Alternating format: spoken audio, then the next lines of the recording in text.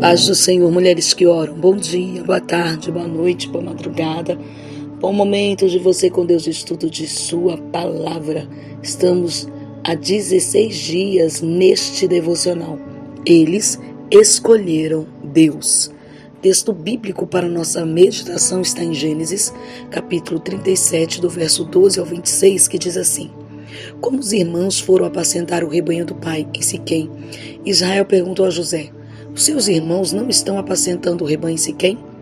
Venha, pois, vou mandar você até eles. José respondeu: Eis-me aqui. Israel continuou: Vá agora e veja se está tudo bem com seus irmãos e com o rebanho e traga-me notícias. Assim, o enviou do vale de Hebrom e ele foi a Siquém. E um homem encontrou José, que andava errante pelo campo, e lhe perguntou: O que você está procurando? Ele respondeu: Estou procurando os meus irmãos. Por favor, pode me dizer onde eles estão apacentando o rebanho? O homem respondeu: Fora embora daqui. Ouvi quando disseram: Vamos a Dotã. Então José seguiu atrás dos irmãos e os encontrou em Dotã.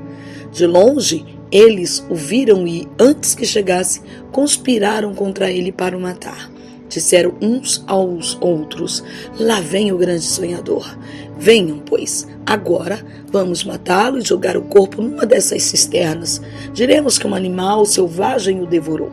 Vejamos em que vão dar os sonhos dele. Mas Rúben, ouvindo isso, livrou-o das mãos deles e disse: Não lhe tiremos a vida. Rúben disse mais: Não derramem sangue. Joguem um rapaz naquela cisterna que está no deserto e não lhe façam mal. Rúben disse isso para o livrar deles, a fim de levá-lo de volta ao pai. Mas logo que José chegou a seus irmãos, despiram-no da túnica, a túnica talar de mangas compridas que trazia, e o jogaram na cisterna. A cisterna estava vazia, sem água. Depois sentaram-se para comer. Levantando os olhos, viram que uma caravana de ismaelitas vinham de Gileade. Seus camelos traziam especiarias, bálsamos e mirra que levavam para o Egito. Então Judá disse aos irmãos: O que vamos ganhar se matarmos o nosso irmão e depois escondermos a sua morte? Meu Deus, é duro até assim de pensar, né? Mas vamos continuar a nossa reflexão, a nossa meditação.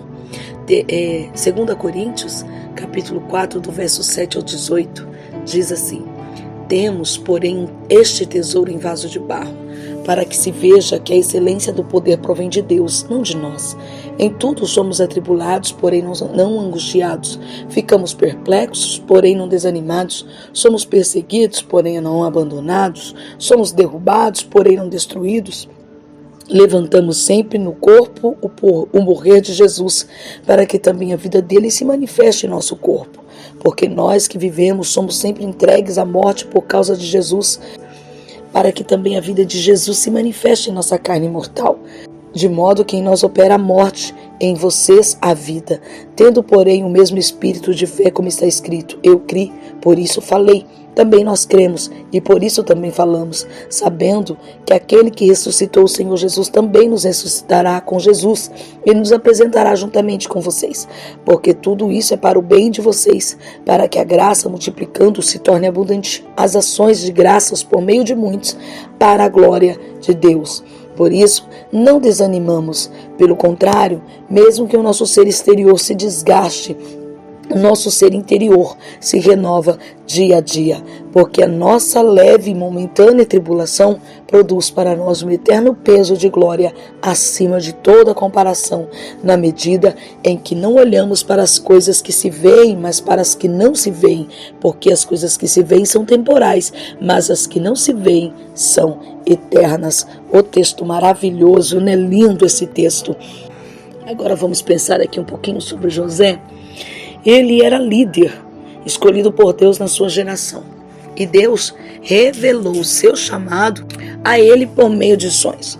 José foi obediente a Deus e fiel com suas responsabilidades, honrando seu pai e fazendo tudo conforme lhe havia sido pedido. Na época, José ainda era jovem, tinha cerca de 17 anos e vivia na casa de seu pai com seus muitos irmãos. Jacó favorecia José e isso causava divisão na família. Por causa disso, os irmãos de José o odiavam tanto que eram incapazes de falar qualquer palavra gentil para ele. Embora Jacó tenha testemunhado como o favoritismo dos pais havia destruído sua própria família, lá em Gênesis 26 a gente vê isso, ele agiu da mesma maneira e isso provocou o mesmo tipo de divisão entre seus irmãos, seus filhos.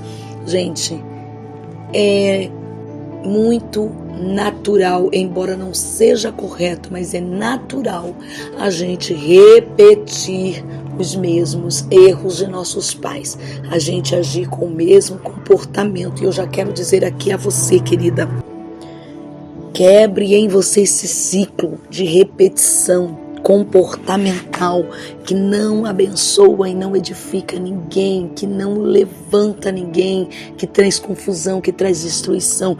Eu não sei qual é a repetição, o que você tem reproduzido, mas peça ao Espírito Santo para ir te mostrando, para que você não repita aos teus filhos o que foi feito com você, ou foi feito dentro da sua família, do seu pai, de sua mãe, no tempo em que vocês foram crescendo, irmãos, crianças, enfim. Peça perdão a Deus, peça perdão aos seus filhos, aos seus sobrinhos, para quem você está repetindo. Peça perdão, sim, quebre isso e mude para que você não venha viver futuramente desgraças e tristezas. O ódio entre os irmãos foi deixado sem solução e resultou num crime horrível. As ações deles revelaram a intensa luta e ciúme que já havia na família de Jacó. Os irmãos de José o rejeitaram, alheios à unção de Deus que havia sobre a vida dele. A obediência e fidelidade de José contrastam com a maldade de seus irmãos ao planejar matá-lo, vendê-lo como escravo e enganar o próprio pai. É impossível não notar os paralelos entre as histórias de Jacó e José.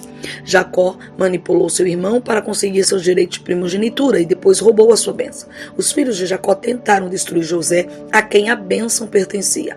Jacó foi perseguido, enganado por Labão, e embora não fosse inocente do engano em suas próprias ações, Deus o salvou e protegeu. José foi perseguido por seus irmãos, que então enganaram seu pai, mas José era inocente e Deus estava com ele. Quando servimos a Deus fielmente, enfrentamos perseguição. Aqueles em posições de autoridade ou liderança podem estar certos de que enfrentarão oposição, como líderes escolhidos por Deus. No entanto, mesmo em meio ao sofrimento, nada pode frustrar os propósitos de Deus. Nenhum tipo de oposição, perseguição, dificuldade ou sofrimento pode alterar os planos de Deus. Ele protege os seus e o chamado dele na sua vida não pode ser alterado. Jacó sempre foi escolhido por Deus, sempre desde o ventre. Embora ele tivesse um caráter distorcido, deturpado, ele foi perseguido também.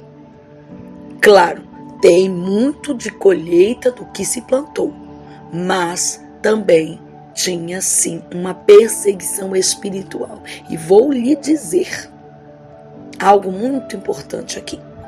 Satanás, ele nos persegue não é só usando outras pessoas. Quando nós damos legalidade, ele usa a gente mesmo para perseguir aquilo que devemos carregar, que é a promessa de Deus, que é o tesouro em potes de barro que lemos aqui em Coríntios. É a preciosidade do reino que está dentro de nós, que foi colocado por Deus. Muitas vezes, Satanás usa a gente mesmo para que isto que veio do céu, que é plano de Deus, não tenha sucesso. E quando nós damos legalidades, Satanás não precisa usar ninguém de fora, usa a gente mesmo. E isso sim impede de Deus agir, até que Deus decide fazer de forma soberana. Mas, enquanto ficando ali na dependência da vontade permissiva de Deus, a gente atrapalha e muito.